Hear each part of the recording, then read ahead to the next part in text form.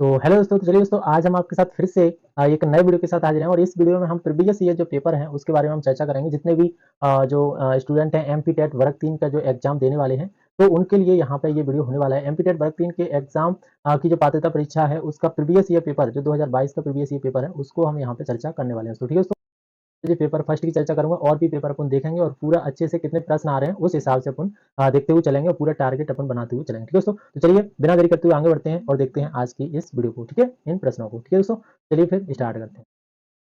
तो देखो दोस्तों, यहाँ पे जो फर्स्ट प्रश्न है वो क्या है? फर्स्ट प्रश्न है कि प्रतिस्पर्धा के प्रकार है। प्रतिस्पर्धा के कितने प्रकार हैं, ये यहाँ पे टाइप ऑफ कंपटीशन पूछा है। तो यहाँ पे प्रतिस्पर्धा के प्रकार, तो यहाँ पे जो प्रतिस्पर्धा के प्रकार हैं वो 5 प्रकार हैं। आपको इसको ध्यान रखना है, कितने प्रकार हैं? 5 प्रकार हैं। ठीक है, इस प्रकार से आपको ध्यान रखना है। ठीक है, अगला जो प्रश्न है वो है व्यक्ति का संपूर्ण जो व्यवहार है, व्यक्ति का जो संपूर्ण व्यवहार है वो व्यक्तित्व कहलाता है। व्यक्ति का संपूर्ण व्यवहार है, ये जो है परिभाषा वो किसके द्वारा दी गई थी, ये हमें दोस्तों बताना है। ठीक है, तो ये किसके द्वारा दी गई थी? ये दी गई थी वुडवर्थ एंड मार्किस के द्वारा। ये यहाँ पे मार्क्वेस जो है, मार्क्वेस के द्वारा यहाँ पे ये दी गई थी कि व्यक्ति का संपूर्ण व्यवहार जो होता है वो ही व्यक्तित्व कहलाता है।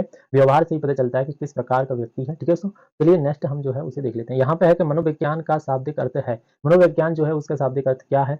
तो मनोविज्ञान का शाब्दिक अर्थ है व्यवहार और मन का विज्ञान को ही हम क्या कहते हैं? मनोविज्ञान कहते हैं। ठीक है दोस्तों, तो ये आपको ध्यान रखना है, व्यवहार और मन का विज्ञान का कहलाता है मनोविज्ञान। ठीक है, अगला जो प्रश्न है, निम्नलिखित में से कौन सा व्यक्त भाषा विकार, व्यक्त भाषा विकार मतलब एक्सप्रेसिव लैंग्वेज डिसऑर्डर पैदा कर सकता है? क्या विकार, जैसे भाषा जो विकार है वो क्या पैदा कौन पैदा कर सकता है? ठीक है, कौन सा व्यक्ति? यहाँ पे तो नए शब्दों को सीखने और सही शब्द खोजने में जो कठिनाई होती है उसे विकार कहते हैं। ठीक है, भाषा विकार क्या होता है? जैसे अपन को कोई शब्द बोलने में या सीखने में जो कठिनाइयां होती हैं उनको हम भाषा विकार कहते हैं। ठीक है, तो यहाँ पे जो बी वाला ऑप्शन है वो यहाँ पे राइट हो जाएगा। ठीक है दोस्तों, चलिए यहाँ पे नेक्स्ट जो है उसे भी अपन देख लेते हैं। नेक्स्ट है, निम्नलिखित में से कौन सा बताता है, निम्नलिखित में से जो कौन सा है वो बताता है कि विकास के विभिन्न चरणों में बच्चे में अलग अलग लक्षण महत्वपूर्ण है। विकास के विभिन्न चरणों में बच्चे में अलग अलग जो लक्षण है वो महत्वपूर्ण है, वो यहाँ पे अपन को देखना है। निम्नलिखित में से कौन सा बताता है, कौन किसने कहा है या विभिन्न चरणों में बच्चों में अलग अलग लक्षण महत्वपूर्ण है? तो ये दोस्तों यहाँ पे ये कहा है साइको सेक्सुअल विकास का जो सिद्धांत है उसमें उस सेक्सुअल साइको सेक्सुअल जो विकार है, विकास है, उसका जो सिद्धांत है उसमें ये साफ साफ यहाँ पे बताया गया है। तो यहाँ पे जो बी ऑप्शन है वो यहाँ पे राइट हो जाएगा। ठीक है, इसमें अलग अलग जो लक्षण होते हैं उसके बारे में बताया गया है। ठीक है, तो चलिए नेक्स्ट जो है उसे अपन देख लेते हैं। नेक्स्ट जो यहाँ पे होने वाला है कि कौन सा जो कारक है वो बच्चों की वृद्धि और विकार को प्रभावित नहीं करता है? कौन सा कारक बच्चों की वृद्धि और विकास को प्रभावित नहीं करता है? वृद्धि को ना रोकता, न विकास वृद्धि पर कोई प्रभाव नहीं डालता है, वो कौन सा कारक है? तो वो कौन सा कारक है? तो यहाँ पे आनुवांशिक लक्षण और विशेषताएं। आनुवांशिक लक्षण जो होते हैं वो न वृद्धि न विकास, विकास कछु पे यहाँ पे विकास आनुवांशिकता से संबंधित नहीं होता। आनुवांशिकता का मतलब माता पिता के जो गुण हैं वो बच्चों में आ जाते हैं, तो वो होता है विकास पर कोई प्रभाव नहीं पड़ता है। ठीक है, तो जो पहला है वो यहाँ पे होने वाला है आनुवांशिक लक्षण और विशेषताएं। ठीक है, चलिए नेक्स्ट जो है उसे अपन देख लेते हैं। नेक्स्ट है, आमतौर पर एक अध्यापक पर विभिन्न विभिन्न विद्यार्थियों को विभिन्न विभिन्न काम सौंपता है, उसकी धारणा क्या है? मतलब आमतौर पर एक जो अध्यापक होता है वो अलग अलग विद्यार्थियों को अलग अलग काम सौंपता है, इसकी धारणा क्या हो सकती है? इसकी धारणा हो सकती है कि विद्यार्थियों में व्यक्तित्व विभिन्नता शामिल है। विद्यार्थियों में जो व्यक्तित्व है उसे यहाँ पे जागृत करना, वो इसीलिए क्या है, वो यहाँ पे अलग अलग जो काम है वो सौंप रहा है। ठीक है दोस्तों, यहाँ पे जो बी ऑप्शन है वो यहाँ पे राइट हो जाएगा। ठीक है, नेक्स्ट अपन देखते हैं नेक्स्ट क्या होने वाला है। नेक्स्ट होने वाला है कि प्रभावी अधिगम तब होता है जब, प्रभावी अधिगम बताना, प्रभावी अधिगम कब होता है?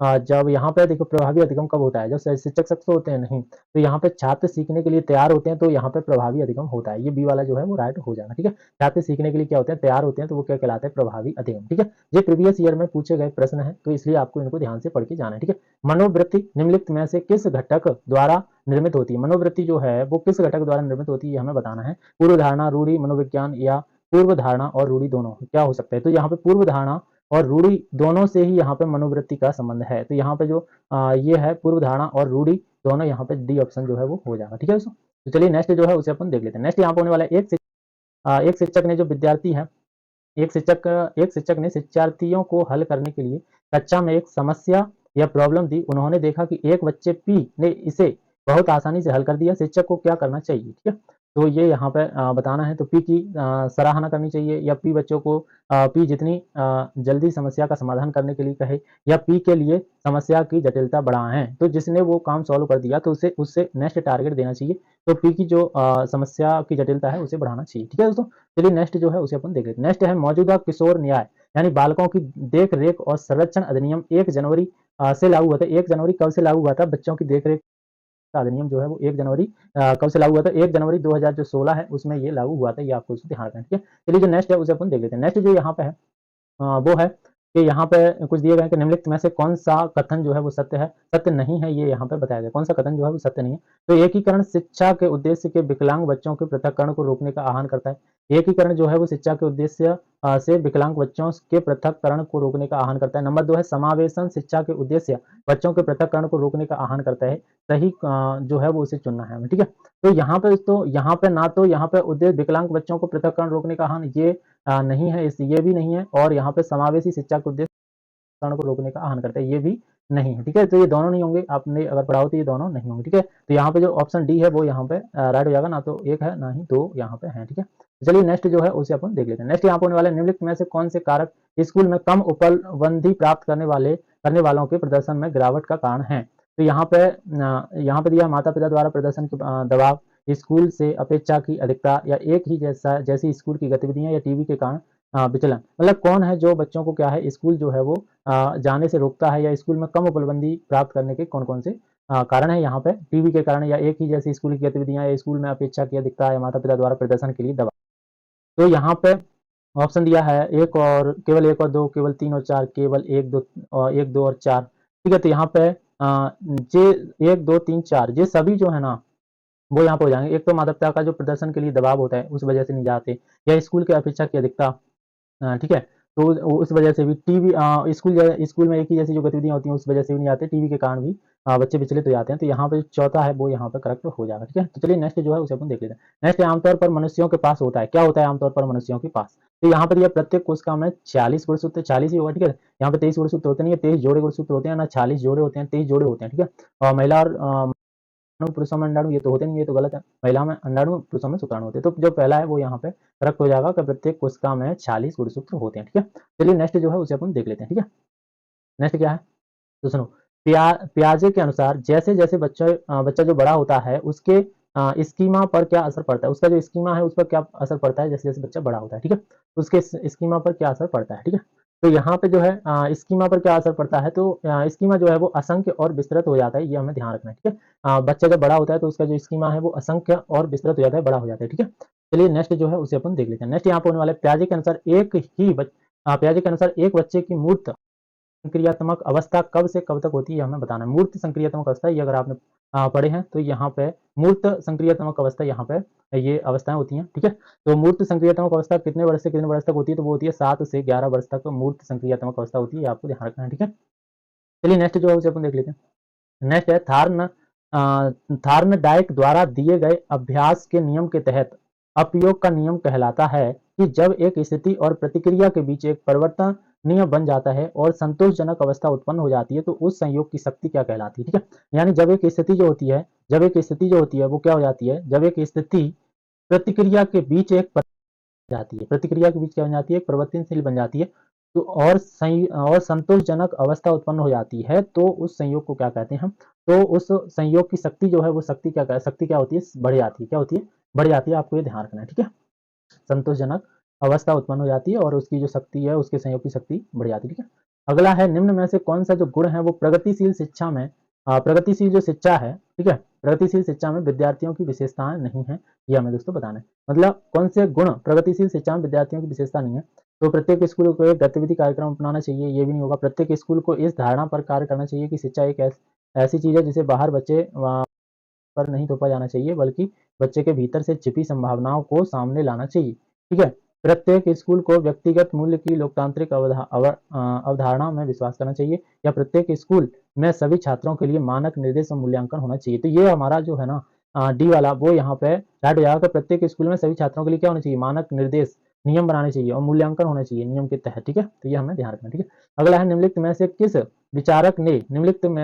विचारक ने लिखा है कि बिना सोचे समझे पढ़ना बिना कुछ बनाए भवन निर्माण सामग्री जमा करने जैसा है। मतलब भवन नहीं बना रहे, सामग्री जो है उसे जमा कर रहे हैं, ऐसा है, मतलब बिना सोचे समझे पढ़ना। तो ये कहा है दोस्तों रविंद्रनाथ ठाकुर, उन्होंने ये चीज कही है, ये आपको ध्यान रखना है, ठीक है। चलिए नेक्स्ट जो है उसे अपन देख लेते हैं। नेक्स्ट है गार्डनर के अनुसार निम्नलिखित में से कौन बुद्धि की व्याख्या करने वाली प्रमुख श्रेणियों में से एक है। जिस समाज में कोई रहता है श्रेणियों में से एक है। तो यहाँ पे पहला पॉइंट है, जिस समाज में कोई रहता है उसके लिए रचनात्मक ज्ञान और उत्पादन उत्पन्न करने की योजना। ठीक है। दूसरा है दैनिक जीवन में समस्याओं को हल करने की योजना। तीसरा है नया ज्ञान उत्पन्न करने की योजना। ठीक है। तो यहाँ पे ये 3 चीजें हैं वो दिया गया है। ठीक है। तो यहाँ पे ये तीनों ही जो है वो सही होने वाला है। 1 2 3 तीनों ही जो है ना, जिस समाज में कोई रहता है उसके लिए रचनात्मक ज्ञान और उत्पादन उत्पन्न करने की योग्यता, ये भी हमारा हो जाएगा। रचनात्मक और उत्पादन जो भी है उत्पन्न करने की योग्यता होनी चाहिए, या दैनिक जीवन में समस्याओं को हल करने की योग्यता होनी चाहिए, नया ज्ञान उत्पन्न करने की योग्यता होनी चाहिए। तो ये तीनों होनी चाहिए। तो 1 2 3 है वो तीनों यहाँ पे हो जाएगा। ठीक है। चलिए नेक्स्ट जो है उसे अपन देख लेते हैं। नेक्स्ट यहाँ पे होने वाला है डिव्यू मैकडोंगल जो है, डिव्यू मैकडोंगल ने यहाँ पे एक मिनट, डिव्यू मैकडोंगल ने सहज प्रवृत्ति को 3 उप श्रेणियों में वर्गीकृत किया है। निम्नलिखित में से कौन उनमें से एक नहीं है? उनमें से एक नहीं है वो पूछ रहा है। ठीक है। तो यहाँ पे देखो संज्ञानात्मक पहलू, प्रभावशाली पहलू और सकारात्मक पहलू, ये तीनों तो होते हैं, और जो नहीं है वो संवेदनात्मक पहलू जो है वो यहाँ पे नहीं होता है। तो ये यहाँ पे जो है वो राइट आंसर हो जाएगा। ठीक है। अगला जो है, और महिलाओं की भूमिकाओं के लिए भेदभाव से शुरू होता है। भेदभाव कहाँ से शुरू होता है? तो वो परिवार से शुरू होता है। ध्यान रखना, जो भी चीज होती है वो परिवार से ही निकलती है, तब बाहर पहुंचती है समाज में। ठीक है। जिस अनुकूलन के अंतर्गत प्रतिक्रिया प्रयोगकर्ता के नियंत्रण में होती है, जिसे वह अनुकूलित करना चाहता है, जिसे वह अनुकूलित करना चाहता है, वो क्या है? किस अनुकूलन के अंतर्गत प्रतिक्रिया प्रयोगकर्ता के नियंत्रण में होती है, जिसे वह अनुकूलित करना चाहता है? तो यहाँ पे वो है, वो क्लासिकल जो होती है, शास्त्रीय अनुकूलन के अंतर्गत जो है, ठीक है, शास्त्रीय यहाँ पे जो है वो राइट हो जाएगा। ठीक है। मतलब किस अनुकूलन के अंतर्गत प्रतिक्रिया प्रयोगकर्ता के नियंत्रण में होती है, वो ये पूछ रहा है। तो शास्त्रीय जो होती है, क्लासिकल, उसमें ये चीज होती है। ठीक है। तो चलिए नेक्स्ट निम्नलिखित में से कौन सी वस्तु उन्मुख भावना, कौन सी वस्तु जो है वो उन्मुख भावना है, जो अनुभूति और अधिगम में सहायता करती है? अनुभूति और अधिगम में सहायता करती है, कौन सी उन्मुख भावना है? तो कौन सी उन्मुख भावना है? तो शांति, कृतज्ञता, जॉय, हर्ष, ये नहीं है। इच्छा जो है ना, डिजायर जो है वो उन्मुख भावना है। क्या है? उन्मुख भावना। ठीक है। आपको ध्यान रखना है। चलिए नेक्स्ट जो है उसे अपन देख लेते हैं। नेक्स्ट यहाँ पे होने वाला है, स्पीयरमैन के 2 कारक सिद्धांत ने प्रस्तावित किया है कि बुद्धिमान व्यवहार मानव बुद्धि में द्वारा उत्पन्न होता है। मानव बुद्धि में काय के द्वारा उत्पन्न होता है? ठीक है। जो बुद्धिमान व्यवहार है मानव बुद्धि में काय के द्वारा उत्पन्न होता है। तो सामान्य कारण है ये। ठीक है। ये कोई कहीं से ना तो इसे डालता है ना कुछ करता है, वो सामान्य तौर पर हमारे ऑटोमेटिक जो है वो बुद्धिमान व्यवहार की जो भावना है, वो बुद्धि का विकास अपने आप हो जाता है। तो ये सामान्य कारक है। ठीक है।